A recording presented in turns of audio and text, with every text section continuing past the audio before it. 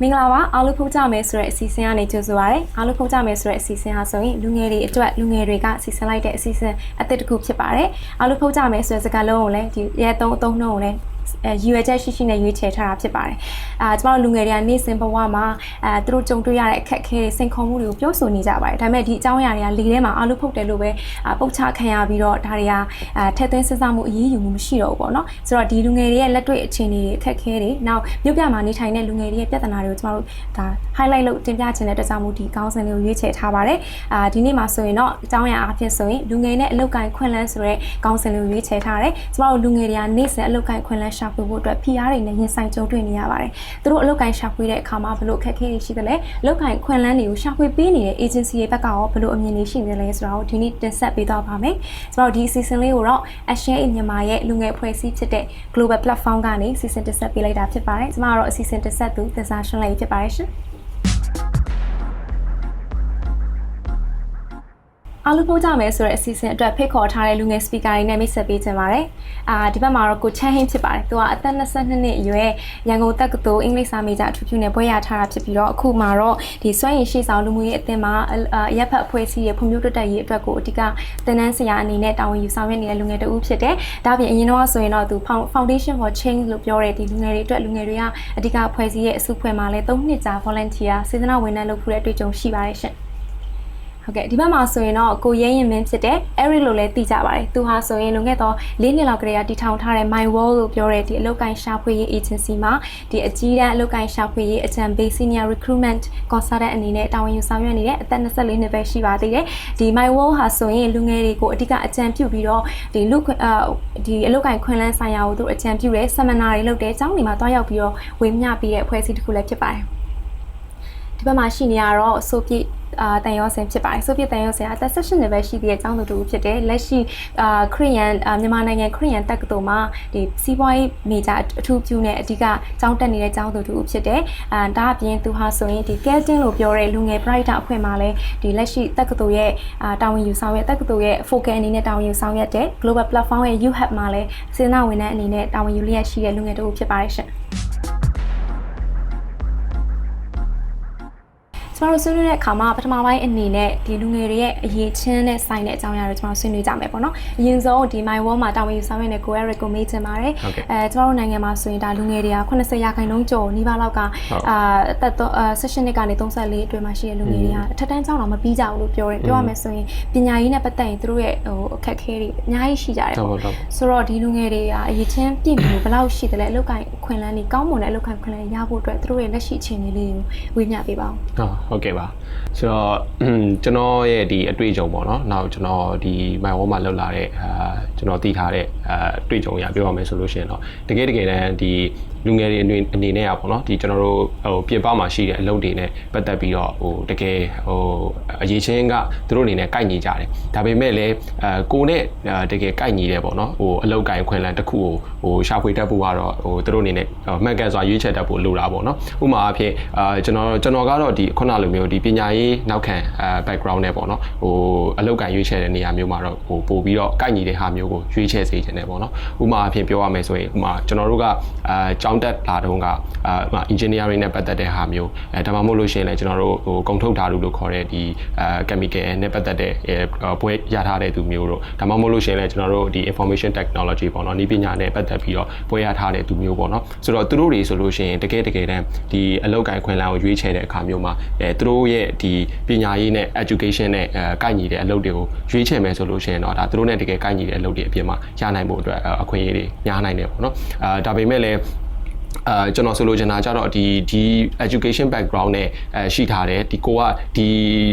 လောက်ကိုင်ခွင့်လန်းကိုရွေးတဲ့အခါမှာလည်းဒီဟာနဲ့ပတ်သက်တဲ့တကယ်လုံးဝနီးပညာရှင်ဖြစ်ရမယ်လုံးဝဒီဟာနဲ့ပတ်သက်တဲ့သိရမလားဟို chemical ဆိုလို့ရှိရင်လည်းကျွန်တော်တို့တကယ်လုံးဝ scientist တွေဖြစ်ရမယ်ဆိုတာမျိုးမဟုတ်ဘူးဗျာကိုယူထားတဲ့ဘွဲနဲ့ကိုက်ညီတဲ့ဟာတွေကကျွန်တော်တို့အပြင်တကယ်လက်တွေ့အလုပ်ခွင်မှာဆိုလို့ရှိရင်ရွေးချယ်တဲ့အခါမှာသူနဲ့ကိုက်ညီတဲ့ line တွေအများကြီးရှိတယ်ပေါ့နော်ဥပမာကိုက engineering နဲ့ပြီးတယ်ဒီ engineering နဲ့ဆက်တဲ့လုပ်ငန်းခွင်တစ်ခု ရွေးတဲ့အခါမှာsales ပိုင်းကိုသွားလို့ရတယ်နောက်ကျွန်တော်တို့လူဆန်အရင်းမြစ်နဲ့ပတ်သက်တဲ့အပိုင်းကိုသွားလို့ရတယ်နောက်ကျွန်တော်တို့ဒီaccounting finance လိုမျိုး fee မျိုးကိုကျွန်တော်တို့ရွေးချယ်လို့ရတယ်ပေါ့နော်ဒါပေမဲ့ကိုယ့်ရဲ့education background နဲ့ကိုက်ညီတဲ့အလုပ်ကိုင်ခွင့်လန်းကိုလူငယ်တွေအနေနဲ့ရွေးချယ်တတ်ဖို့ကတကယ်ကိုအရေးကြီးတယ်ပေါ့နော်ဒါမျိုးရွေးချယ်တတ်မယ်ဆိုလို့ရှိရင်တော့သူတို့အနေနဲ့တကယ်သူတို့နဲ့ကိုက်ညီတဲ့အလုပ်တွေကိုရဖို့အတွက်ကိုခွင့်ရများမယ်လို့ထင်ပါတယ်နောက်တစ်ခုကကြတော့သူတို့ရဲ့ကိုယ်ရည်ကိုယ်သွေးပေါ့နော်ဟို personality လို့ဆိုလို့ချင်တာပေါ့ဆိုတော့ဒီ personality နဲ့ကိုက်ညီတဲ့အလုပ်ကိုင်ခွင့်လန်းကိုလည်းရွေးချယ်တတ်ဖို့လိုပါတယ်ဘာဖြစ်လို့လဲဆိုတော့ကျွန်တော်တို့ခုနပြောသွားတဲ့ဒီ education background တွေဟိုပွဲလက်မှတ်တွေထားပါတော့အဲ့လိုမျိုးလိုအပ်တဲ့အရေးချင်းတွေရှိတယ်ဆိုပေမဲ့ကိုယ့်ရဲ့ပင်ကိုယ်ရည်ကိုယ်သွေးကကိုလျှောက်တဲ့အလုံးနဲ့မကိုက်ညီတဲ့အခါကြလို့ရှိရင်လည်းလူငယ်တွေအနေနဲ့အခက်အခဲဖြစ်နိုင်တယ်ပေါ့နော်ဆိုတော့ကျွန်တော်အနေနဲ့အကြံပေးလို့တာကတော့ဒီလူငယ်တွေအနေနဲ့ဟိုအလုပ်ကိုင်အခွင့်အလမ်းတွေရွေးချယ်တဲ့အခါမှာကိုယ့်ရဲ့ education နဲ့ပတ်သက်တဲ့ဟာရဲ့နောက်ကိုယ့်ရဲ့ကိုယ်ရည်ကိုယ်သွေးနဲ့ပတ်သက်တဲ့ဟာရဲ့ဟိုတေချာဟိုစီစစ်ပြီးတော့ရွေးချယ်တတ်ဖို့လိုတယ်လို့တော့ကျွန်တော်ကတော့ဟိုအကြံပြုလိုပါတယ်ဟုတ်ကဲ့ဟုတ်ကဲ့ပါတကယ်အလုပ်ကိုင်ခွင့်လန်းမှာဒါအခုလည်းအတွေ့အကြုံတွေအများကြီးရှိနေတယ်ဆိုတော့ဒီအတွေ့အကြုံတွေမျှဝေပေးတာကျေးဇူးတင်ပါတယ်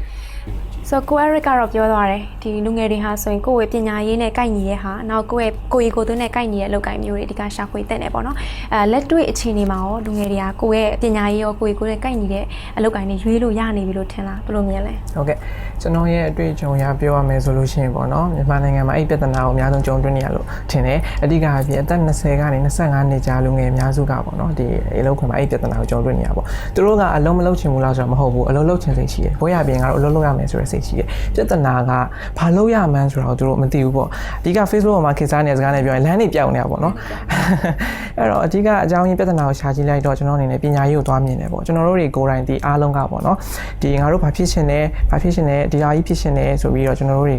ဒီတက္ကသိုလ်တွေကိုရေးခဲ့ကြတာမဟုတ်ဘူးဆရာဝန်ဖြစ်ရမယ်အင်ဂျင်နီယာကြီးဖြစ်ရမယ်ဆိုတဲ့ဒီမိဘတွေရဲ့တွန်းအားတွေကိုဒီပတ်ဝန်းကျင်တွန်းအားပေးမှုတွေနဲ့ဒီတက္ကသိုလ်အသီးသီးကိုရောက်လာပြီးတဲ့အနောက်မှာတက္ကသိုလ်ကနေဘွဲရပြီးတော့ကျွန်တော်တို့တွေဘာတွေကိုကျွမ်းကျင်မှုရှိလဲကျွန်တော်တို့စီမှာဘာအားသာချက်ရှိလဲဆိုတော့ကျွန်တော်တို့တွေကမသိတော့ဘူးပေါ့အဲ့မသိတော့တဲ့အခါမှာဝေဝါးထွေပြားသွားတယ်ဝေဝါးထွေပြားသွားတဲ့နောက်မှာဆုံးဖြတ်ချက်တွေကလည်းမခိ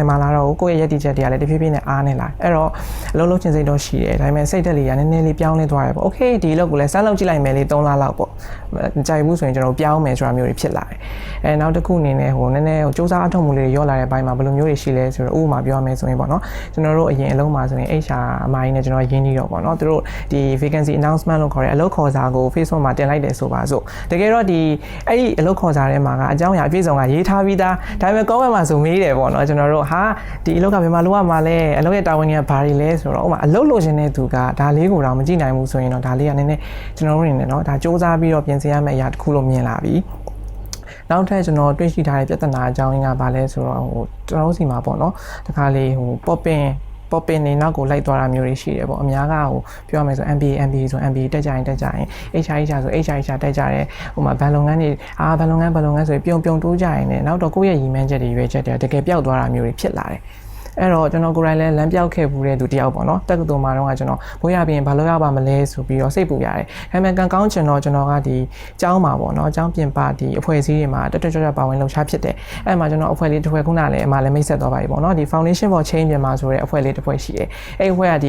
ီသူရဲ့ဆောင်ပုဒ်ကလူငယ်များအတွက်လူငယ်များမှာပေါ့နော်ကျွန်တော်တိတ်ကြိုက်တယ်အဲ့ရနေပြီကျွန်တော်တို့လူငယ်တွေကိုယ်တိုင်ဥဆောင်ပြီးတော့ဒီလူငယ်တွေကိုတနိုင်ငံလုံးမှာရှိတဲ့မြန်မာနိုင်ငံလူငယ်တွေကိုစွမ်းရည်မြင့်တင်တဲ့နေကျွန်တော်တို့ဦးစီးပြီးလုပ်ရတာပေါ့အဲ့ဒီမှာပါဝင်ခြင်းရပြီကျွန်တော်အခုလက်ရှိလုပ်နေတဲ့ trainer အလုပ်ကိုငါဝါသနာပါပါလားဆိုတာတွေ့ရှိသွားတယ်။အဲ့တော့လူငယ်တွေကိုကျွန်တော်အနေနဲ့အကြံဉာဏ်ပေးချင်တာပေါ့နော်။ဒီကလမ်းပြောင်းနေတဲ့လူငယ်တွေကိုဘာအကြံဉာဏ်ပေးချင်လဲဆိုတော့ဖြစ်နိုင်ရင်ပေါ့နော်။ဒီတက္ကသိုလ်တက်နေစဉ်အတွင်းမှာပဲဖြစ်ပေါ့။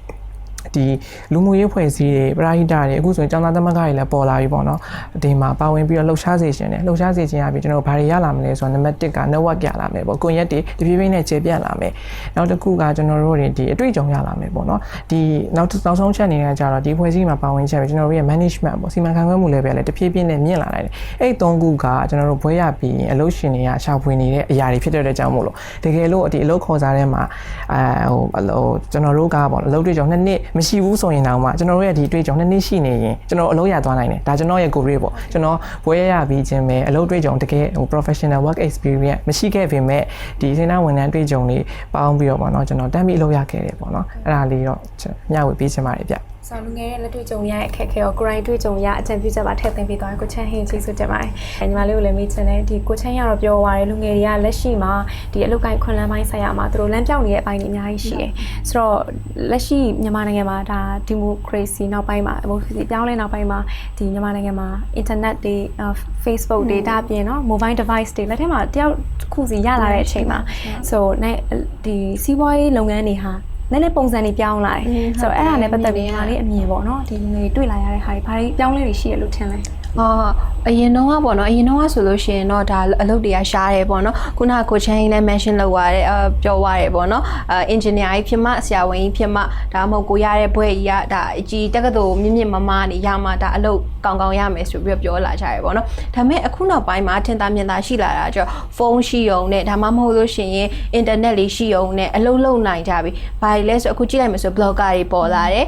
ခရီးသွားတဲ့အကြောင်းကိုရေးပြီးတင်တာအဲ့အတွက်ပေါ့နော်ဒါကိုယ့်ရဲ့အတွေ့အကြုံနဲ့ပေါင်းပြီးရေးပြီးတင်တာဒါမှမဟုတ်ဘယ်စားတောက်ဆိုင်ကောင်းလဲဒါလဲဒါစီးပွားရေးတရက်ပဲပေါ့နော်ကိုလုံးတက်တယ်ဆိုရင်ကိုဒီနေရာမှာကျွမ်းကျင်တယ်ဆိုရင်ဒါစီးပွားရေးတရက်ပြီးလို့ရှိရင် makeup blogger တွေပေါ်လာတယ် makeup ဘယ်လိုပြင်ရလဲအခုဆိုနာမည်ကြီးနေတဲ့လူတွေလည်းအများကြီးတွေ့နိုင်တယ်ပေါ့နော်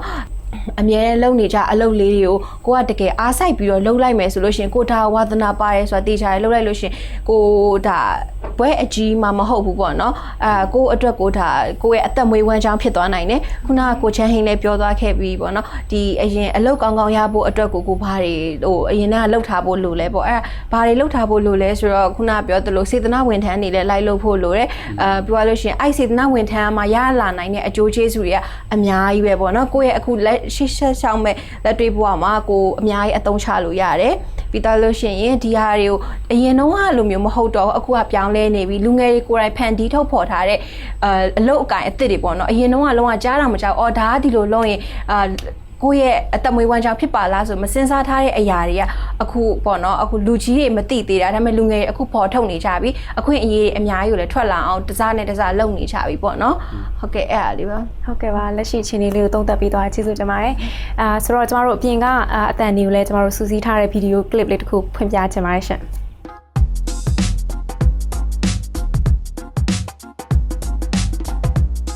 Everybody can generate the income and contributing to the society as a young person. No, certain things need to be done. For example, education. You need to educate the person first in order to prepare the person well enough to go into the labor market. So the way we see it is that there are so many education types, particularly in the situations of Myanmar. I would say we have to support a lot more in terms of soft skills for the young people in the short term that to prepare themselves to get into the labor market. You have youth, you want job, but you don't get job because you can't answer to the needs. People tend to think that youth and young person and women as well are weak. We are weak and it's almost we have to be protected. We are as fragile as the petals of the lotus or something. We have to change our mindset in trying to say that in certain things we need to protect, but certain things we need to support. Okay, the future of Myanmar rely very heavily on the younger person now with the new attitude, new way of doing business, new ways of viewing life. Viewing the futures of the country. Almost of everything that you do today contributing to your future. Be aware of it. That is super important. ဆိုတော့ဒုတိယပိုင်းအနေနဲ့ကတော့ကျမတို့လူငယ်တွေကြုံတွေ့နေရတဲ့ကျမတို့လူမှုအတိုင်းပိုင်းမှာရှိနေတဲ့လူငယ်တွေပေါ်မှာတက်ရောက်နေတဲ့ PR တွေဘာတွေရှိမလဲဒါအပြင်လူငယ်တွေလိုအပ်တဲ့ရင်းမြစ်တွေရောဘာတွေဖြစ်မလဲဆိုတဲ့အပိုင်းကိုကျမတို့ဆွေးနွေးချင်ပါတယ်ပထမဆုံးအနေနဲ့ဒီ Eric ကိုမေးချင်ပါတယ်ဆိုတော့ကျမတို့နိုင်ငံမှာဒါနိုင်ငံရေးအရာလည်းပြောင်းလဲရှိသလိုဆွမ်းနာပြောသလိုဒီနည်းပညာပိုင်းအဖြစ်အပြောင်းလဲတွေလည်းအများကြီးရှိလာတယ်ဆိုတော့ဒီ9နှစ်တော်တွင်းကိုကြည့်မယ်ဆိုရင်ပေါ့ဒီလူငယ်တွေကြားထဲမှာလောက်ကင်ခွင့်လန်းနဲ့ပတ်သက်တဲ့အပြောင်းလဲတွေဘာတွေရှိတယ်လဲလူမျိုးမြင်လဲပေါ့အဲ့ဒါလေးရှင်းပြပေးပါဆိုတော့ဒီဟာနဲ့ပတ်သက်တဲ့ဟာတော့ကျွန်တော်အပိုင်းနှစ်ပိုင်းခွဲပြီးတော့ပြောချင်တယ်ပေါ့နော်ဆိုတော့ပထမတစ်ပိုင်းကတော့ လူငယ်တွေအနေနဲ့အခုဒီဘက်ခေတ်အခြေအနေမှာလွန်ခဲ့တဲ့9နှစ်နဲ့ရှင်းလိုက်မယ်ဆိုရင်ဘယ်လိုမျိုးအခွင့်အရေးတွေပိုများလာလဲဆိုတာရယ်နောက်ပြီးတော့လက်ရှိကိုပဲကျွန်တော်တို့အလုပ်လုပ်နေတဲ့သူတွေအနေနဲ့လွန်ခဲ့တဲ့9နှစ်ကနေကြည့်မယ်ဆိုလို့ရှိရင်ဘယ်လိုမျိုးအလုပ်ကိုင်ခွင့်လန်းလေးပိုပြီးများလာလဲဆိုတဲ့ဟာမျိုးကျွန်တော်နှစ်ပိုင်းခွဲပြီးပြောပြခြင်းနဲ့ပေါ့နော်ဆိုတော့ပထမတစ်ချက်ကကျွန်တော်တို့ဒီအဓိကတော့ဘွဲရပြီးကစားလူငယ်တွေပေါ့ကျွန်တော်တို့ဒီ recruitment အရာပြောမယ်ဆိုလို့ရှိရင်တော့ fresh graduate တွေပေါ့နော်ဆိုတော့သူတို့တွေအတွက်ကိုတကယ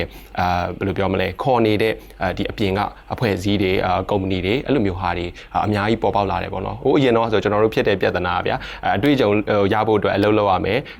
အလုပ်လုပ်ဖို့အတွက်ကလည်းအတွေ့အကြုံကပြန်လို့နေရောဆိုတော့ဒီနှစ်ခုကပြန်ပြီးတော့ပေါ့နော်ပက်လေရိုက်နေတယ်နဲ့ရှေ့မရောက်တော့တဲ့အခြေအနေမျိုးတွေအများကြီးရှိခဲ့ပူတယ်ဆိုတဲ့ခါကျတော့ဒီဘက်ခေတ်မှာကြတော့ကျွန်တော်တို့ဒီဘွဲရပြီးကစားလူငယ်တွေကိုတကယ်ကို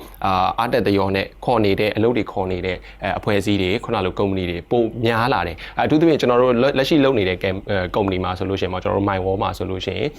ဒီဘွဲရပြီးကစားလူငယ်တွေအနေနဲ့အများကြီးjoin လာကြတာကိုကျွန်တော်သတိထားပြီးတော့တွေ့ရတယ်။ဘာကြောင့်လဲဆိုတော့လူငယ်ဆိုတာကလန်းဆန်းတယ်တက်ကြွတယ်နောက်ပြီးသူတို့စီမှာတွေးခေါ် idea အသစ်တွေအများကြီးရှိတယ်။ဆိုတော့ဒါကိုကျွန်တော်တို့ကုမ္ပဏီကအဲ့ဒီအချက်ကိုလက်ခံတယ်ပေါ့နော်လက်ခံတဲ့အတွက်ကြောင့်မလို့ကျွန်တော်တို့ဒီလိုမျိုးဘွဲရပြီးကစားလူငယ်တွေကိုအများကြီးwelcome လုပ်လာတာတွေ့ရတယ်ဒီလိုမျိုးပဲတခြား organization တွေလည်းအပြင်မှာတကယ်လက်ရှိအဲ့လိုမျိုးပေါ့နော်ဘွဲရပြီးကစားလူငယ်တွေကိုခေါ်နေရမျိုးတွေရှိတယ်ပေါ့နော်ဆိုတော့ကျွန်တော်ခုနပြောတော့လွန်ခဲ့တဲ့9နှစ်ကအချိန်နဲ့ပြန်ကြည့်မယ်ဆိုလို့ရှိရင်တော့တကယ်ကိုတိုးတက်ပြောင်းလဲမှုတွေရှိလာတယ်လို့ပြောလို့ရပါတယ်ဒါပေမဲ့လူငယ်တွေအနေနဲ့ကကြတော့ကိုယ့်ရဲ့ခုနလိုပညာရေးနောက်ခံ background နဲ့နောက်ပြီးတော့ကိုသွားခြင်းတဲ့ဟာနဲ့ဘယ်လိုမျိုးဖွဲ့စည်းတွေကကိုရီလို fresh grad တွေကိုခေါ်နေတယ်ဆိုတဲ့ဟာမျိုးကိုတော့အမြဲတမ်းup to date ဖြစ်အောင်နားဆွင့်ထားဖို့တော့လိုတာပေါ့နော်ဒါမှကိုယ်နဲ့ကိုက်ညီတဲ့ organization တစ်ခုကိုကိုခေါ်နေတဲ့အလုပ်ကိုင်ခွင့်လန်းတွေရှိတယ်ဆိုလို့ရှိရင်ကိုအနေနဲ့ချက်ချင်းဒီဟာအတွက်ကိုဝင်ပြီး join လို့ရမှာပေါ့နော်နောက်တစ်ခုကကျွန်တော်ဒီလူငယ်တွေကိုခုနလိုမျိုး up to date တွေနဲ့လိုမျိုးအမြဲတမ်းနားဆွင့်လို့ရအောင်ပေါ့နော်ကျွန်တော်အနေနဲ့အကြံဉာဏ်လေးပေးချင်တာကြတော့ကျွန်တော်တို့ Facebook လိုပဲLinkedIn ဆိုတဲ့ application ရှိတယ်သူကကျွန်တော်တို့ဖုန်းထဲမှာလည်းသုံးလို့ရတယ်ကွန်ပျူတာနဲ့လည်းသုံးလို့ရတယ်ဆိုတော့အဲ့ဒီ application လေးမှာကိုယ့်ရဲ့ profile လေးကိုဖွင့်ထားပြီးတော့ဗောနော် account လေးဖွင့်ထားပြီးတော့ဒီမှာရှိတဲ့အဖွဲ့အစည်းတွေကိုသွားခြင်းနဲ့ကိုယ့်နဲ့ကိုက်ညီတဲ့ နယ်ပယ်တွေနဲ့ပတ်သက်တဲ့အကြောင်းအရာလေးတွေကိုအမြဲတမ်းနားဆွင့်ထားဖို့လိုတယ်လို့တော့ကျွန်တော်တော့အကြံပေးခြင်းနဲ့ဗောနော်ဒါမှလည်းကိုယ့်နဲ့ကိုက်ညီတဲ့လောက်ကိုင်ခွင့်လန်းလေးတွေကိုအဲ့ဒီကနေပြီးတော့တပိုင်းတစားအနေနဲ့တည်လာနိုင်တယ်လို့ကျွန်တော်တို့မြင်ပါတယ်ခင်ဗျာဟုတ်ကဲ့ပါတကယ်လက်တွေ့မှာလုပ်လို့ရမယ်အကြံပြုချက်ပါထည့်ပြီးတော့ကျေးဇူးတင်ပါတယ်ဟုတ်ကဲ့ပါဆိုပြိုလည်းမေးခြင်းတယ်လူငယ်မျိုးသမီးတယောက်အနေနဲ့အသက်16နှစ်ရှိပြီဆိုတော့ဒါအလုပ်ကိုင်အားဖြင့်ဒါ private လုပ်ငန်းတွေမှာလည်းဆောင်ရွက်နေတယ်ဆိုတော့ကိုတကယ်အပြင်မှာအလုပ်ကိုင်ရှာဖွေတဲ့အခါမှာကြုံရတဲ့အခက်အခဲပေါ့နော်ဒါလေးတွေရှိလဲမျှဝေပါအောင်အပြင်မှာအလုပ်ကိုင်ရှာဖွေတဲ့အခါမှာကြုံရတဲ့အခက်အခဲဆိုလို့ရှိရင်တော့ဒါခုနကအကူလည်းကိုယ်ရိတ်လည်းပြောသွားရပေါ့နော်အဓိကအပြင်တော့သူတို့ကဒါလောက်သက်ပေါ့နော် experience ကိုသူကလိုချင်ကြရမေးချက်ကဲဘာလုပ်ခဲ့လဲဘွဲရပြီးအခုကတော့ကြောင်းတက်နေရောပေါ့နော်အကယ်၍ဘွဲရပြီးသွားပြီဆိုလို့ရှိရင်သူတို့မေးတဲ့ဟိုအလုပ်ကိုင်တွေ့ကြုံဘယ်ရမလဲအလုပ်မလုပ်ဖ ೇನೆ မရနိုင်ဘူးပေါ့နော်အဲ့တော့အဓိကအခက်ခဲရပါရှိမလဲဆိုလို့ရှိရင်လူငယ်တွေကကိုအမြဲတက်ကြွနေဖို့လိုတယ်ဘယ်နေရာမှာဖြစ်ကိုကပါဝင်နေဖို့လိုတယ်ကဲကျောင်းမှာလုပ်တဲ့ပွဲတွေကအစအခုပရဟိတလုပ်ငန်းတွေကအစုံအကုန်လုံးကိုကပါဝင်နေမှသာလျှင်ကိုနောက်ပြီးတော့လုပ်မဲ့အဖွဲ့အစည်းတွေကိုယုံကြည်ချက်ရှိမယ်ကိုကဒီတိုင်းလေးလံထိုင်းမိုင်းနေတယ်ကိုအိမ်မှာပဲနေနေတယ်ဆိုလို့ရှိရင်အဆင်မပြေဘူးเนาะဒါကဘာနဲ့ဆိုင်လဲဆိုတော့ဒါမြန်မာနိုင်ငံရဲ့ဘယ်လိုခေါ်မလဲထုံတန်းလို့ခေါ်မလားအဆင်လားအဲ့ဒါနဲ့လည်းနည်းနည်းသက်ဆိုင်သွားပြန်တယ်ဒါ main ကလေးဆိုလို့ရှိရင်ဒါအိမ်မှာနေရမယ်အိမ်မှာအမြဲတမ်းရှိနေမယ်အလုပ်ကိုများများဆဆပို့ပြီးတော့လုပ်ရမယ်ပေါ့နော်အပြင်နေသွားပြီးတော့လုပ်နေရတဲ့ဆိုင်ဒါကြောင့်ကိုရဲ့မိဘအတိုင်းအဝိုင်းနဲ့လည်းတက်ရောက်သွားတယ်ကိုဘာဖြစ်ချင်တာလဲကိုဘာလုပ်ချင်တာလဲကိုဖြစ်ချင်တဲ့ဆန္ဒနဲ့ကိုလူကြီးမိဘရဖြစ်စေချင်တဲ့ဆန္ဒနဲ့ကိုတိုက်ဆိုင်မှုရှိရလားတိုက်ဆိုင်မှုမရှိတဲ့အခါမှာပို့ပြီးတော့ကိုကဒီအလုပ်ကိုလုပ်ချင်လို့အလုပ်ကမရလို့စိတ်ညစ်နေပါရဲ့ဆိုမှကိုထောက်ပံ့ပေးတဲ့လူကလည်းသဘောမတူလို့ဆိုပြီးတော့ပို့ဆိုးသွားတာတွေဖြစ်လာနိုင်တယ်ပေါ့နော်ညီမဆိုလို့ရှိရင်မိဘကပေါ့နော်အိမ်မှာလုပ်တဲ့အလုပ်ကိုလုပ်စေချင်တယ်အိမ်မှာကသမီးလေးပေါ့နော်အိမ်ဒါဒီပတ်ဝန်းကျင်ကလည်းဒါပတ်ဝန်းကျင်ပေါ့နော်ဒီကလည်းမလုံခြုံဘူးဆိုတာလူတိုင်းအခုလည်းကြားနေရတာပဲမလုံခြုံဘူးဆိုတော့ဘယ်သူမှတော့အပြစ်ပြောလို့မရဘူးဒါပေမဲ့အိမ်မှာရှိစေချင်တယ်ဒီကိုနဲ့နီကပ်မှာပဲလုပ်စေချင်တယ်ကိုသမီးလေးကိုအဝေးမရောက်စေချင်ဘူးအဲ့လိုမျိုးကြီးကိုတကယ်လုပ်ချင်တဲ့အလုပ်ကပါလဲကိုကလိုက်ပြီးတော့စူးစမ်းရှာဖွေချင်တယ်ဒီကိုကထပ်ပြီးတော့ challenge တွေပေါ့နော်အများကြီးရင်ဆိုင်ပြီးတော့ကိုတက်လန်းနေလုပ်စေဖြစ်တက်လန်းနေ လုပ်ချင်တယ်ပေါ့နော်အဲ့ဒီအတွက်ကိုမှဒီတက်လန်တွေကိုရင်ဆိုင်ရဖို့အတွက်ကအားတစ်ခုလို့တယ်ဒါပေမဲ့ဒီမှာနေပါဆိုရဲဟာကိုတွန်းလှန်ဖို့အတွက်ကလေကိုရဲ့အားတစ်ခုလို့အဲ့တော့အမြဲတမ်းတွန်းကန်နှစ်ဆတွန်းကန်ရတယ်လို့ဖြစ်နေရကိုဒီလမ်းလျှောက်ဖို့အတွက်ပေါ့အဲ့ဒါကညီမထင်တာကတော့ညီမတယောက်တည်းလည်းမဟုတ်ဘူးညီမတငယ်ချင်းတွေဒါမှမဟုတ်အမျိုးသမီးရဲ့မှလည်းမဟုတ်ဘူးအမျိုးသားရဲ့မှလည်းရင်ဆိုင်ရမယ်ထင်တာပဲအဲ့ဒါတွေကတော့ဒါပေါ့ဆိုတော့ဒီညီမလေးပြောသွားတဲ့ဟာဆိုလို့ရှိရင်ဒါအိမ်နေရဲ့ဘယ်လိုပြောမလဲလူငယ်တွေပေါ်မှာသူတို့ရဲ့လွှမ်းမိုးမှုပေါ့နော်ဟိုစိတ်မချရလဲပါတာပေါ့နော်ဒါဆိုမလုပ်ပါနဲ့အိမ်မှာပဲနေပါခုနကသူပြောသွားဆိုအိမ်မှာလုပ်ရတဲ့ဟာမျိုးတွေပါတွေကိုပို့ပြီးတော့လှုပ်စေချင်ကြတယ်ပေါ့နော်ကိုရဲ့အသက်မွေးဝမ်းကြောင်းနေနေစေချင်တာဒါကလူငယ်ပိုင်းရမှာမဟုတ်ဘူးကျွန်တော်တွေ့ဘူးတဲ့ကြုံမှုတဲ့အတွေ့အကြုံရပြောမယ်ဆိုရင်လူလက်ပိုင်းအရွယ်ထိတောင်ဒီဟာကအကျိုးသက်ရောက်မှုရှိတယ်ပေါ့နော်ဥပမာဘယ်လိုဟာမျိုးလဲဆိုတော့ဒါကတော့ဟိုရည်စရာအနေနဲ့ပြောတာပါကျွန်တော်တို့စီမှာအလုပ်လာလျှောက်ဘူးတဲ့အလုပ်လာလျှောက်တဲ့ candidate ပေါ့နော်သူအလုပ်ရတယ်ဒါပေမဲ့သူအလုပ်ရတဲ့ company ကဒီကျွန်တော်တို့အလှကုန်ပစ္စည်းဒီဖြန့်ဖြူးတဲ့distribution လုပ်တဲ့ company မှာပေါ့နော်ဆိုတော့အဲ့ဒီအလုပ်ရတဲ့ဟို candidate ကကြတော့သူကယောက်ျားလေးဆိုတော့သူ့မှာအဲ့ဒီအလုပ်ကိုသူလက်ခံလို့မရဘူးဟိုပြဿနာပါလဲဆိုတော့သူမိန်းမကနေပြီးတော့သူ့ကိုမရွေးချယ်ခိုင်းတာပေါ့နော်ဘာဖြစ်လို့လဲဆိုတော့ဒီအလှကုန်ပစ္စည်းဆိုလို့ရှိရင် main ကလေးတွေအများကြီးနဲ့ထိတွေ့ဆက်ဆံရမယ်ဖြစ်တဲ့အတွက်ကြောင့်မို့လို့သူယောက်ျားဆိုစိတ်မချဘူးပေါ့နော်ဆိုတော့ဒါကဒီလွှမ်းမိုးမှုပေါ့နော်အိမ်တွေရဲ့လွှမ်းမိုးမှုပတ်ဝန်းကျင်ရဲ့လွှမ်းမိုးမှုကကျွန်တော်လူငယ်ပိုင်းတွေအထိအောင်မဟုတ်ဘူးဒီလူလက်ပိုင်းတွေအထိကိုပါအကျိုးသက်ရောက်မှုကျွန်တော်တို့ဒီနိုင်ငံမှာရှိနေသေးတယ်ပေါ့နော်ဆိုတော့ဒါကျွန်တော်အားလုံးလည်းဟိုဒီစီအနေနဲ့ပြန်ပြီးတော့မျှဝေပေးတာပါဟုတ်ကဲ့ပါကျေးဇူးပါဆိုတော့ပတ်ဝန်းကျင်ကလူငယ်တွေပေါ်မှာလူလက်တွေပေါ်မှာတော့မှရှိနေတဲ့ဒီ PR တွေကတ်တက်မှုတွေเนาะဒါတွေကနောက်လုံခြုံရေးအရာဖြစ်အားဖြင့်เนาะကြုံတွေ့နေရတဲ့စင်ခုံမှုတွေဒါတွေကကျွန်တော်တို့နားထောင်နေရတဲ့ဒီတာဝန်ရှိပုဂ္ဂိုလ်တွေအနေနဲ့ထည့်သွင်းစဉ်းစားဖို့အသင့်တော်ဆုံးအချိန်ဖြစ်ပါတယ်လို့ဆိုတော့ချမ်းဟင်းကိုလည်းမေးချင်တယ်ဆိုတော့လူငယ်တွေကဆွမ်းနာကိုရီကိုသွင်းနဲ့ပတ်သက်ပြီးတော့လုပ်မယ်ကိုအလုပ်ကိုရှာဖွေမယ်ဆိုပေမဲ့သူ့ရဲ့မွေးကလေးကဖြစ်တည်မှုတွေပေါ့နော်ဖြစ်တည်မှုတွေမျိုးသားဖြစ်ခြင်းမျိုးသမီးဖြစ်ခြင်းဆိုတဲ့အပိုင်းတွေပေါ်မှာဒီပတ်ဝန်းကျင်ကသတ်မှတ်ချက်တွေပေါ့ဒါတွေကလူငယ်တွေကိုဘယ်လောက်ထိခိုက်မှုရှိစေလဲဟိုလူငယ်တွေကဘယ်လိုကြုံတွေ့နေရတယ်လဲအဲ့ဒါလေးမျှဝေပေးပါဘယ်လိုကြုံတွေ့နေရလဲဆိုတော့ကျွန်တော်တို့ကြီးပင်လာတဲ့ပတ်ဝန်းကျင်ပေါ့နော်လူချင်းတွေ့ရင်တော့ဟဲ့နေဝလာတယ်နော်လို့ဟဲ့ဒါမေးသွားတယ်နော်လို့စပြီးဟိုနောက်ဆက်တဲ့ပတ်ဝန်းကျင်ဆိုတော့လေဖြစ်တည်မှုပေါ်ပတ်သက်ပြီးတော့ဒီခွဲခြားဆက်ဆံဒါမျိုးတွေတော့ကြုံရတယ်အထူးသဖြင့်လူငယ်တွေကိုပေါ့နော်မြန်မာလူအဖွဲ့အစည်းကပြောရရင်တော့ပေါ့နော်လူကြီးတွေကလူငယ်တွေပေါ်မှာယုံကြည်မှုတော့ရှိတယ်ဒါပေမဲ့အလုံးစုံပုံအပ်လိုက်ဖို့အတူအနေနဲ့အဆင်သင့်မဖြစ်သေးဘူးလို့ကျွန်တော်ထင်တယ်ကျွန်တော်လည်းကျွန်တော်ကိုယ်တိုင်လည်းခဏတော့ဒီစကားပြောဘူးတယ်နော်ပြောခဲ့ဘူးတယ်ပေါ့ဘယ်လိုမျိုးလဲဆိုတော့လူကြီးတွေကလူငယ်တွေကိုနေရာမပေးဘူးလို့ပြောခဲ့ဘူးတယ်ဒါပေမဲ့အဲ့ဒီစကားကအချိန်တိုင်းမမှန်ဘူးဆိုတာကြတော့ဘယ်မှာကျွန်တော်ထပြီးတတိပြုမိသွားလဲဆိုတော့ပေါ့နော်ကျွန်တော်ကိုယခုလက်ရှိအလုပ်ကအသက်22နှစ်အရွယ်မှာပေါ့နော်ဒီတင်တန်းဆရာ trainer အနေနဲ့ခန့်လိုက်တယ်ယုံကြည်နဲ့ခန့်လိုက်တော့ကြတော့ဟောပေါ့နော်ဒီလိုမျိုးလုံးချိန်နဲ့တင်းရမ်းပြီးတော့လူကြီးကိုလည်းမပြောသင့်ပါလားဆိုတော့ကိုတော့ဆင်ခြင်မိသွားတယ်ပေါ့အဲ့တော့အဲ့နောက်ပိုင်းမှာဘာဆင်ခြင်မိသွားလဲဆိုတော့ကျွန်တော်တို့တွေပေါ့လူကြီးတွေနဲ့လူငယ်တွေအချင်းချင်းတယောက်ကိုတယောက်အပြစ်တင်နေမဲ့အစားလူကြီးကလည်းလူကြီးတာဝန်ကြည့်မယ်လူငယ်ကလည်းလူငယ်တာဝန်ကြည့်ပုံမကောင်းဘူးလားပေါ့တခါလေးပေါ့နော်လူကြီးတွေကကျွန်တော်တို့လူငယ်တွေကိုအရေးချင်းမရှိဘူးလို့ပြစ်တင်နေမဲ့အစားပေါ့နော်ကျွန်တော်တို့လူငယ်တွေကိုဆွဲခေါ်ပေးပါပေါ့လုတ်ပိုင်ဝင်လေးတွေပေးပါကျွန်တော်တို့ဆွဲရင်မြင့်တင်ပေးပါလို့ပဲကျွန်တော်ကမေတ္တာရက်ခံချင်ပါတယ်အဲ့တော့တခြားလူငယ်တွေကိုကျတော့ကျွန်တော်ဗာတိုက်တွန်းချင်လဲဆိုတော့ကိုယ့်ဘက်ကပေါ့နော်အစင်လေးဖြစ်နေအောင်အမြဲပြင်ဆင်ထားဖို့လိုမယ်လို့ထင်တယ်ဘာကြောင့်လဲဆိုတော့စဉ်းစားကြည့်ပေါ့နော်တကယ်လို့သာလူကြီးတွေကများတကယ်ကိုလူငယ်တွေကိုနေရာပေးလာခဲ့သည်ဆိုပါစို့ကျွန်တော်တို့ဘက်ကအစင်လေးဖြစ်မနေခဲ့ရင်ရောဒါပြဿနာဖြစ်လာနိုင်ဘူးလားပေါ့နော်အဲ့တော့ဟိုတနေ့နေ့မှာတော့လူကြီးကအလွဲကိုလွဲခဲ့ရမှာအဲ့အချိန်မှာကိုကအစင်သင်းမဖြစ်နေဘူးဆိုရင်အဲ့အချိန်ကျမှတကယ်ပြဿနာအစားမယ်ပေါ့နောက်ပြီးတော့တခြားခွဲခြားဆက်ဆံမှုတွေကဘာရှိလဲဆိုတော့ပေါ့နော်ဟိုလိင်စိတ်ခံယူမှုကွဲပြားတဲ့ LGBT တွေအထူးသဖြင့်မတန်ဆွမ်းလူငယ်တွေနောက်တစ်ခုရင်ဝင်ပြောက်ကလေးရင်ဝင်ပြောက်ကလေးငယ်တွေရင်ဝင်ပြောက်လူငယ်တွေပေါ့နော်ဒီမဲ့ဖားမဲ့လူငယ်တွေအတွက်ဒီအလောက်ကိုင်ခွင့်လန်းရှားပါမှုနဲ့ဒီအလောက်ခွင့်မှာခွဲခြားဆက်ဆံမှုတွေတော့ရှိနေသေးတယ်အဲ့ဒါလေးကိုလည်းပေါ့နော်ကျွန်တော်တို့တွေဒီအစိုးရကောပြည်သူကောဒီသက်ဆိုင်ရာအဖွဲ့အစည်းတွေကောဝိုင်းဝန်းပူးပေါင်းပြီးအပြေရှာနိုင်မယ်ဆိုရင်တော့အကောင်းဆုံးဖြစ်မယ်လို့ကျွန်တော်ထင်တယ်ဗျဟုတ်ကဲ့ပါဆိုတော့ဒါပတ်ဝန်းကျင်ကလူငယ်တွေပေါ်မှာတက်ရောက်နေတာတွေကဒါသူ့ရဲ့အတွေ့အကြုံပါတယ်မဟုတ်ဘူးသူ့ရဲ့ဖြစ်တည်မှုပေါ်မှာအခြေခံပြီးတော့ခွဲခြားဆက်ဆံတဲ့အပိုင်းတွေလည်းရှိနေတော့လူငယ်တွေကဘလောက်ပဲကြိုးစားသူတို့အတွက်အခွင့်အလမ်းမရနိုင်တာတွေအများကြီးကြုံနေရနိုင်တာလည်းဖြစ်နိုင်တယ်ဒါပေမဲ့မောင်လေးပြောရတဲ့အထက်မှာဆိုလူကြီးနဲ့လူငယ်ပြဿနာပေါ့နော်ဆိုတော့မောင်လေးကိုဒါအလုပ်ကိုင်ခွင့်လမ်းပေးလိုက်တယ်ဒါပေမဲ့အဲ့လိုပေးလိုက်ခြင်းကလည်းလူငယ်တွေအားလုံးကတပြေးညီခွင့်ရတာတော့ပြောလို့တော့မရပြန်ဘူးပေါ့နော်ဆိုတော့အကြံပြုချက်တွေအများကြီးပြီးသွားကျေးဇူးတင်ပါတယ်အခြားသောလူငယ်တော့ဘယ်လိုအတန်တွေရှိတယ်လဲကျွန်တော်ဗီဒီယိုလေးကြည့်ကြရအောင်ပါ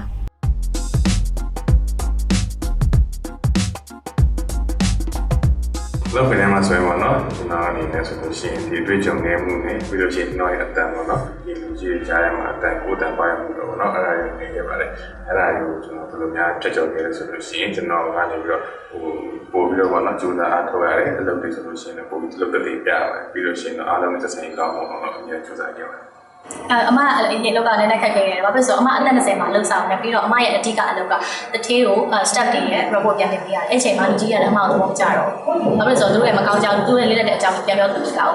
လက်ပြီးတော့တထေးကလည်းအမ report တင်တယ်ပုံမှန်အလုပ်တွေနေလိုက်လုပ်တယ်ဒါပေမဲ့တထေးကအမကိုလူငယ်တယောက်အနေနဲ့အပြေအဝမယုံကြည်ဘူးအဲ့နောက်ပိုင်းမှာအမလည်း stress ဖြစ်ပြီးတော့အလုပ်နားလိုက်ရတယ်ကျွန်တော်လှုပ်ဆောင်ဝင်တော့ကျွန်တော်အထက်လူကြီးနဲ့ကျွန်တော်ဂျားထဲမှာရှိရနားလည်မှုနဲ့ခင်ချက်ပိုင်းဆိုင်ပြဿနာတွေအများကြီးရှိခဲ့တယ်လူငယ်တယောက်အနေနဲ့ကျွန်တော်မှရှိရတကြွလက်ဆက်တဲ့ဖြက်လက်တဲ့အတွေးခေါ်တွေကဆိုလို့ရှိရင်သူတို့ရဲ့အတွေးခေါ်မှုပုံစံနဲ့ကွဲလွဲမှုတွေရှိနေခဲ့ပြီပေါ့နော်ဒါပေမဲ့အဲ့ဒီကွဲလွဲမှုတွေကြောင့်အချိန်တစ်နှစ်လောက်တိတိကျွန်တော်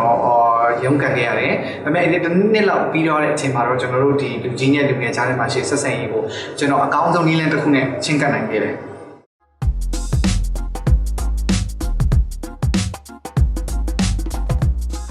ညီမကန်တော့ကောင်းတယ်လို့အိမ်ကတော့မကြက်ဘူးပေါ့နော်ဒါပေမဲ့ငယ်ရဆိုဖတ်မှတ်ရဆိုရင်ညီမလူပညာဘက်ကိုဝါနာပါရတယ်ပါတယ်ဒါပေမဲ့အိမ်ကကျတော့ပညာရေးနဲ့ဆိုင်တဲ့ဟာတွေဝယ်လို့သိချင်တဲ့ခါကျတော့လေအခါကျတော့လူပညာဘက်ကိုမရွေးချယ်ဖြစ်ခဲ့တော့ချမ်းမိပါရင်လည်းချက်ပါတယ်ဒါပေမဲ့ကိုလုတ်ချင်တာလုပ်တဲ့အတွက်အိမ်ကတော့ဘာမှမပြောဘူးပေါ့နော်အရင် internal ဆိုရင်စစ်ချောင်းဆိုင်တွေကပြီးစာသင်ဖို့အတွက်လုပ်အောင်ပေါ့နော်ဒါပေမဲ့အိမ်ကစစ်ဖြစ်နေတဲ့နေရာဖြစ်တဲ့အတွက်သဘောမကျဘူးဒါပေမဲ့ကိုလုတ်ချင်တာကိုအောင်နဲ့လုပ်ခဲ့ရတယ်တော့မှအိမ်ကတော့အမှမပြောတော့ဘူးယုံကြည်မှုလို့ရှိလာတယ်ပေါ့ကျမတို့နိုင်ငံမှာမြန်မာနိုင်ငံရဲ့လူငယ်ရေးရာမူဝါဒဆိုပြီးတော့နိုင်ငံတော်အစိုးရပြဋ္ဌာန်းတာ2018ခုနှစ် January မှာစတင်ပြဋ္ဌာန်းခဲ့ပါတယ်မူဝါဒအရဆိုရင်တော့အသက်15နှစ်ကနေ35နှစ်ဟာလူငယ်တွေဖြစ်တယ်လို့သတ်မှတ်ထားတယ်ပေါ့ဒီထဲမှာဆိုရင်လူငယ်တွေလက်တွေ့ကြုံတွေ့နေရတဲ့အခက်အခဲတွေနဲ့သူတို့တွေအဓိကတာဝန်ရှိတဲ့ခွင့်ရေးပိုင်းဆိုင်ရာတာဝန်ဝတ္တရားတွေလည်းထည့်သွင်းပြဋ္ဌာန်းထားတဲ့မူဝါဒဖြစ်ပါတယ်ဒီမူဝါဒနဲ့ပတ်သက်ပြီးတော့ချမ်းဟင်းရဲ့အမြင်လေးလည်းနားထောင်ချင်ပါတယ်ကိုချမ်းဟင်းအမြင်ပြောပေးပါအယိုးသားဆုံးနဲ့ဒီပွင့်လင်းဆုံးဝန်ခံရရပေါ့နော်ကျွန်တော်ဒီလူငယ်မူဝါဒကိုသိတာမကြသေးဘူးကျွန်တော်လုပ်ငန်းခွင်စဝင်ပြီး2019နှစ်မှသိတာပေါ့နော်အဲ့တော့တနေ့နောက်ကြာသွားတယ်ပေါ့အဲ့တော့ကျွန်တော်တခုစဉ်းစားမိတာကဒီမြန်မာနိုင်ငံတွင်းမှာရောပေါ့နော်တခြားဒေသအသီးသီးကလူငယ်တွေကိုကျွန်တော်လိုပဲလားပေါ့ဒီလူငယ်တွေရဲ့ဝတ္တရားတွေလူငယ်တွေရဲ့ရပိုင်ခွင့်တွေလူငယ်တွေရဲ့ဒီကဏ္ဍအသီးသီးမှာပေါ့ပညာရေးလူမှုရေးစီးပွားရေးမှာဖွံ့ဖြိုးတိုးတက်ဖို့အတွက်အစိုးရနဲ့ဒီလူငယ်တွေကိုယ်တိုင်ကဒီလိုလုပ်ပါမယ်ဆိုပြီးကတိကဝတ်ပြုထားတဲ့ဒီလူငယ်မူဝါဒကိုမသိတဲ့ပေါ့နော်မြန်မာလူငယ်တွေများဘယ်နှယောက်ရှိနေပြီလဲလို့ကျွန်တော်စဉ်းစားမိတယ်ပေါ့အဲ့တော့ကျွန်တော်အနေနဲ့အကြံပြုချင်တာကတော့ပေါ့နော်ဒီလူငယ်မူဝါဒကိုဖြစ်နိုင်ရင်ဒီထက်ပိုပြီးတော့ပေါ့နော်ကြဲပြန့်နဲ့ဒီထိရောက်အသိပညာပေးမှုတွေလုပ်စေချင်တယ်နောက်တစ်ခုဒီလူငယ်မူဝါဒထဲမှာဖော်ပြထားတာကကြတော့ဒီလူငယ်မူဝါဒထဲမှာရေးထားတာဆိုရင်ကျွန်တော်အရေးပေးတဲ့လူငယ်တွေဆိုတာပါတယ်အဲ့ဒီထဲမှာဆိုရင်ဒီကျွန်တော်ခုနကပြောတဲ့ဒီလိင်သက်ခံရမှုကွဲပြား LGBT တွေမသက်ဆွမ်းလူငယ်တွေအတွက်ပေါ့နော်ဒီလုပ်ငန်းခွင်မှာလုံခြုံစိတ်ချရတဲ့ဒီလုပ်ငန်းခွင်မျိုးဖန်တီးပေးဖို့ဆိုတာမျိုးတွေပါတယ်ပေါ့အဲ့လိုမူဝါဒတွေလည်းအမြန်ဆုံးအသက်ဝင်လာဖို့ကျွန်တော်အနေနဲ့မျှော်လင့်တယ်နောက်ပြီးတော့ကျွန်တော်ပြဿနာတစ်ခုကဘာလဲဆိုတော့ပေါ့နော်မြန်မာပြည်မှာကဒီအလုပ်ခံခွင့်ရဖို့ဆိုရင်တစ်ခါလေကြာရင်လူကိုခင်မအလုပ်ကရတာမျိုးတွေရှိတယ်ပေါ့နော်ကိုတရားနဲ့တီမာဒီလုပ်ငန်းခွင်ဝင်ရတာမျိုးဥမာအင်တာဗျူးတိခေါ်ခံရပြီးမှတကယ်တော့အလုပ်ခန့်မဲ့သူကရှိထားပြီးသားတခြားသူတွေကအိမ်ဖြည့်နေနဲ့ဒီအင်တာဗျူးကိုရောက်လာရဲပေါ့နောက်ဆုံးမှသူတို့ရွေးချယ်ထားပြီးသားလူကပဲရသွားတယ်အဲ့လိုပြဿနာတွေလည်းရှိနေတယ်တကယ်လို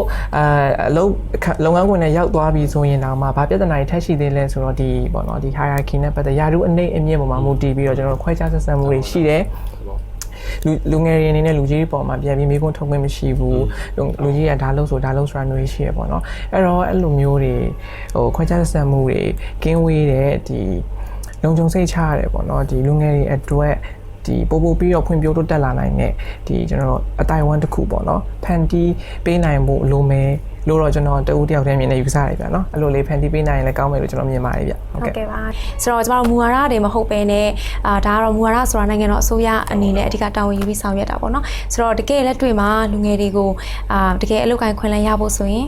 ဘာတွေအဓိကလုပ်တဲ့လဲအကြံပြုချက်ဆိုတော့ပြောပြပါဦးဟုတ်ကဲ့ဆိုတော့ခုနလိုမျိုးပေါ့နော်ဟိုဒီ policy တို့ဘာလို့ဆိုတာတော့ဒီကျွန်တော်တို့ရဲ့သက်ဆိုင်ရာဌာနဆိုင်ရာအဖွဲ့အစည်းတွေကနေပြီးတော့ဟိုချမှတ်တဲ့ဟာတွေပေါ့နော်ဆိုတော့ဒီလူငယ်ခုနလိုမျိုး အခွင့်အရေးနဲ့ပတ်သက်တဲ့မူဝါဒပိုင်းဆိုင်ရာပေါ့နော်ဒါနဲ့ပတ်သက်ပြီးတော့ကျွန်တော်နည်းနည်းလေးထပ်ပြီးဖြည့်ဆွတ်ပြောချင်တာကြတော့ကျွန်တော်တို့ခုလက်ရှိလူငယ်တွေတက်နေတဲ့ကျောင်းတွေမှာပေါ့နော်ဆိုတော့သူတို့ကိုကျောင်းမှာဒီဘာသာရပ်နဲ့ပတ်သက်တဲ့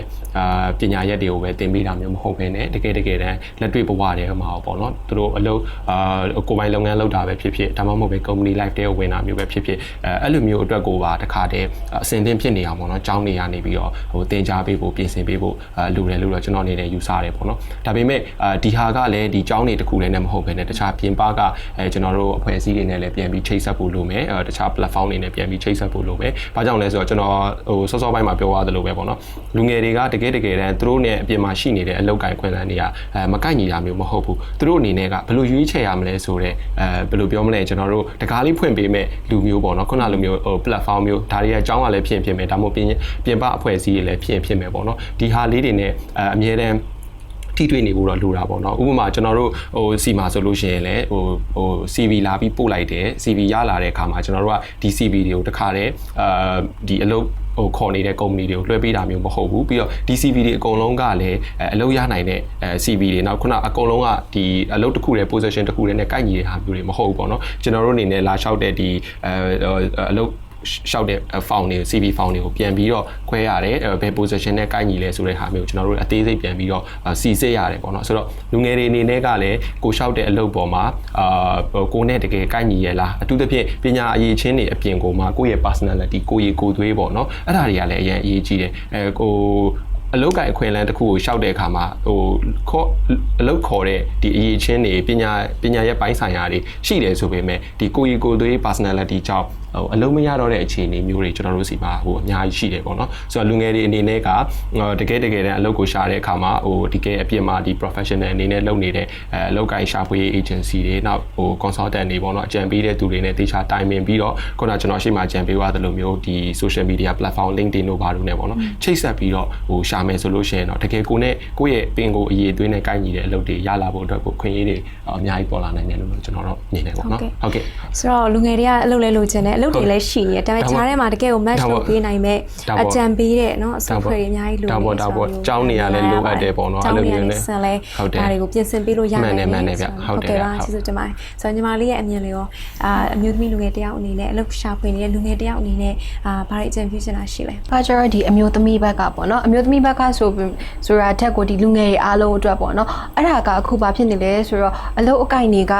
ဒီမှာရှိနေပြီထားပါတော့အခွင့်အရေးတွေလည်းရှိနေပြီကိုလည်းဒါကိုလုပ်ကိုင်နိုင်နေပြီကဲဘာလို့သေးလဲဆိုတော့ဒီမှာလုံခြုံရေးတွေလိုတယ်ကိုယ့်လုံခြုံမှုပေါ့နော်ကိုယ့်လုံခြုံမှုတွေလိုတယ်ညဘက်လောက်ရမယ့်အလုပ်ပဲထားပါတော့အဲ့ဆိုလို့ရှိရင်အပြင်ထွက်ဖို့ဒါမိန်းကလေးဆိုရင်ပိုဆိုးတယ်ယောက်ျားလေးဆိုရင်တော့ဒါသူ့အတွက်လည်းအန်ဒီရရှိနိုင်တယ်ဒါပေမဲ့မိန်းကလေးဆိုလို့ရှိရင်ပိုပြီးတော့ဒါအန်ဒီရကြောက်ရောက်နိုင်တယ်ပေါ့နော်အဲ့လိုမျိုးရှိလာတဲ့အတွက်ကိုရပီတာအခွင့်အရေးတွေကဆုံးရှုံးသွားနိုင်တယ်အဲ့ဒါကိုရီအတွက်ကိုဘာလုပ်ပေးနိုင်မလဲပေါ့နော်ဒီ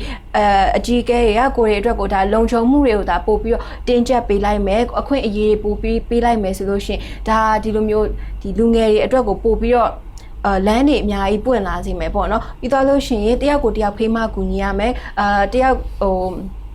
်အပြင်သွားရဲပဲထားပါတော့အဲ့ဆိုလို့ရှိရင်အခုဆိုလို့ရှိရင်အမြဲ2ယောက်သွားမှ3ယောက်သွားမှကို1ယောက်ထဲသွားရဲဆိုလို့ရှိရင်လည်းအမြဲလုံခြုံစိတ်ချမှုရှိအောင်လုပ်ပေးသင့်တယ်ပေါ့နော်အဲ့ဒါလေးပြောချင်ပါတယ်ဟုတ်ကဲ့ပါအခုလိုမျိုးကိုယ့်ရဲ့လက်တွေ့နဲ့ပဲတဲ့အတွေ့အကြုံတွေကနေအခြေခံပြီးတော့အကြံပြုချက်တွေရောထင်မြင်စားချက်တွေသုံးသပ်ချက်တွေကိုပြောပြီးတော့ကျေးဇူးအများကြီးတင်ပါတယ်ကျွန်တော်တို့လူငယ်တွေကိုဟုတ်ကဲ့ပါအခုဆိုရင်တော့ကျွန်တော်တို့အားလုံးဖုတ်ကြမယ်ဆိုတဲ့အစီအစဉ်ရဲ့ပထမဆုံး episode ဖြစ်တဲ့လူငယ်နဲ့အလုပ်ကိုင်ခွင့်လန်းအစီအစဉ်ကိုဆွေးနွေးတင်ဆက်ပေးသွားတာဖြစ်ပါတယ်ဒီအစီအစဉ်နဲ့ပတ်သက်ပြီးတော့အသေးစိတ်သိလို့မင်းမြန်းချင်တယ်ဒါမှမဟုတ်ဆက်လက်လေ့လာလို့ရဆိုရင် Global Platform မြန်မာဆိုတဲ့ Facebook page မှာဆက်လက်လေ့လာလို့ရပါတယ် Global Platform မြန်မာဟာဆိုရင်လက်ရှိမြန်မာနိုင်ငံရဲ့လူငယ်တွေဟာဆိုရင်အပြောင်းလဲအတွက်အဓိက driver တွန်းအားပေးတဲ့လူတွေဆိုတဲ့ခံယူချက်နဲ့ဒီလူငယ်တွေရဲ့ဖွံ့ဖြိုးတိုးတက်ရေးကိုအဓိကစွမ်းရည်မြင့်တင်ပေးတဲ့လုပ်ငန်းတွေအများကြီးကိုဆောင်ရွက်နေတဲ့အဖွဲ့အစည်းဖြစ်တဲ့အတွက်ကြောင့်မလို့အားလုံးလေ့လာကြဖို့ဖိတ်ခေါ်ရင်းနဲ့ဒီနေ့အစီအစဉ်လေးဒီမှာပဲညီကုန်းချုပ်လိုက်ပါတယ်ရှင်ကျေးဇူးအများကြီးတင်ပါတယ်